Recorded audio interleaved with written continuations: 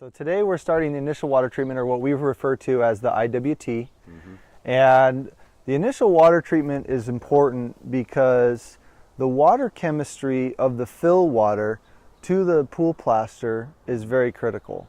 So what we're trying to do here is we want to give the plaster the best opportunity to cure or harden to its maximum strength. So you put chemicals and stuff in to do that? Yeah, so primarily we're managing the pH of the water, the total alkalinity, and the calcium hardness. Those are the three most important factors. And we're also doing a lot of brushing, we're doing brush vacuuming. A fresh plaster finish, whether it's plaster, quartz, pebble, it doesn't matter what it is, but there's a chemical reaction that takes place. You know, you saw the plaster go in, it was a mud. And then pool plaster is obviously hard. Well, there's a chemical reaction that goes from a soft finish to a hard one. Well, the water chemistry that interacts with the cement is very important to allow that cement to cure really hard.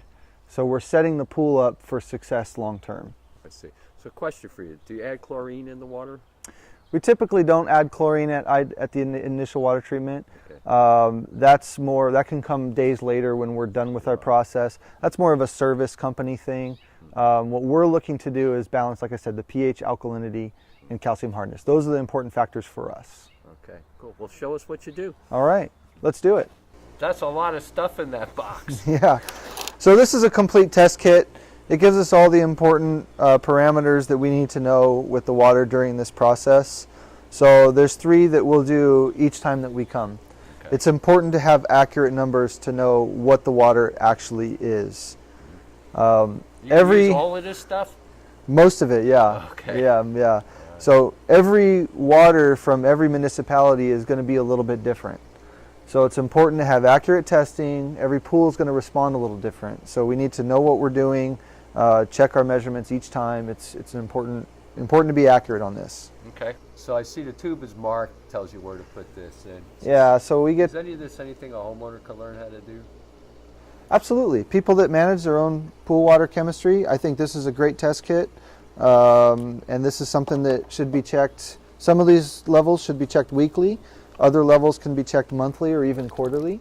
So what are you testing for right now? This is our pH of the water. So we want to manage this. It will have a tendency to rise on us, and we want to manage it to where it stays within what is balanced for swimming pools. Is that within? We're good right now.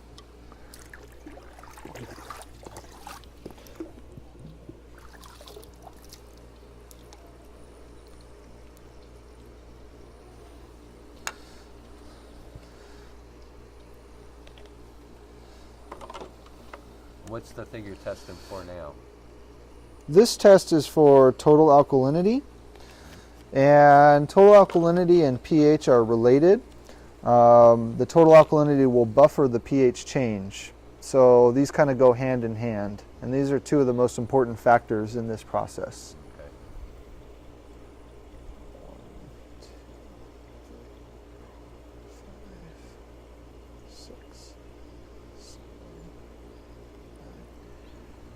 90, so we're good. Good, huh?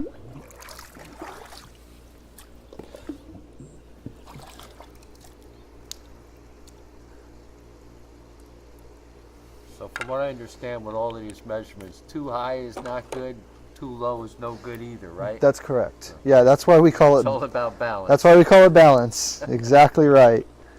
You can err on both sides. So this test we're doing now is for calcium hardness. And this is arguably the most important out of the gate, because calcium hardness, if it's too low, then the water wants calcium. If it wants calcium, it's going to get it from your pool plaster, from the cement. If it's too high, then it wants to get rid of the calcium. So it will deposit or scale the pool. So we have to know exactly where we're at. We're not typically too high on a start condition. Usually it's too low and has to be brought up. But it just depends. Water districts are dramatically different. So that's why it's important to test on day 1 and test throughout. We test these 3 parameters each time that we're here.